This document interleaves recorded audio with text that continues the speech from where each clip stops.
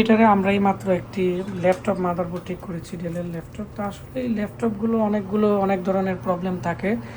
তো আমাদের দোকানে প্রায় প্রতিদিন 4টা-5টা ল্যাপটপ ঠিক করা হয় এবং ডেস্কটপ 6-7টা বা 8টা-9টা করা হয়। যারা আমাদের এখানে ট্রেনিং করে তাদেরকে দিয়ে কিন্তু আমরা এই কাজগুলো করাই এবং আমিও কাজ করি এবং আমাদের এখানে আরও দক্ষ টেকনিশিয়ান আছে, আমাদের স্টুডেন্ট কয়েকজন, তারাও কিন্তু কাজ করে, যার ফলে সারা বাংলাদেশ থেকে যে কাজগুলো আসে এগুলো আমরা করে কাভার দিতে পারি। কারণ একজনে যদি কাজ করে তাহলে কিন্তু এই কাজ কাভার দেওয়া সম্ভব না।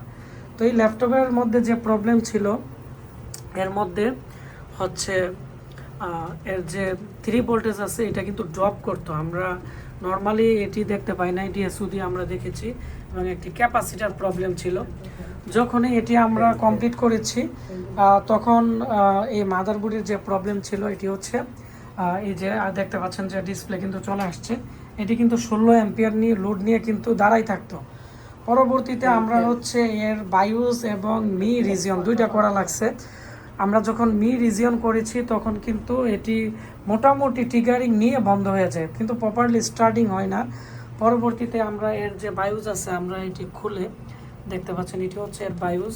এটি খুলে আমরা এখান থেকে আমি দেখাচ্ছি, এখানে যে এর মি অ্যানালাইজার দিয়ে পুরাতন যে বায়োস আছে, পুরাতন বায়োসের আমরা হচ্ছে আগে দেখেছি যে এর ফিপ টুলের ভার্সন কত, এবং মি অ্যানালাইজার যে ভার্সন আছে 11.850 3460 এবং এর যে কনজুমার আছে প্রত্যেকটা কিন্তু আমরা মিলিয়ে তারপর হচ্ছে মি রিজিয়ন এবং বায়োস রিজিয়ন ডেল এক্সট্রাক্টর দিয়ে কিন্তু এর অরিজিনাল বায়োস ডাউনলোড করে পরবর্তীতে আমরা এর যে এর যে বায়োস রিজিয়ন আছে এটি আমরা রিপ্লেস করে দিই এবং মি অ্যানালাইজার আমরা ওয়েবসাইট থেকে ডাউনলোড করে এটি হচ্ছে রিনেম করে আমরা ফিপ টুল দিয়ে কিন্তু আবার এটি রিপ্লেস করে দিই। রিপ্লেস করে দেওয়ার পরে একটি বিন তৈরি হয়, আউট ইমেজ একটি বিন তৈরি হয়।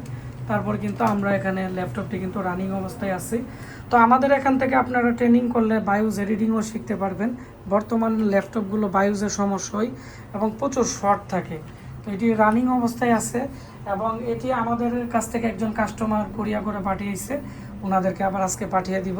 তো যাদের ল্যাপটপ ডেস্কটপ সমস্যা, আশিক কম্পিউটার, ব্রাহ্মণবাড়িয়া পীরবাড়ি পুলিশ লাইনের সামনে আমাদের দোকান।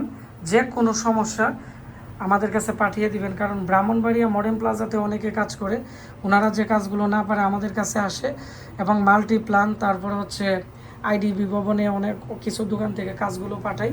আর আমাদের যারা ভিডিও দেখে তারা কিন্তু অল টাইম আমাদের কাছে কুরিয়ার করে পাঠাই।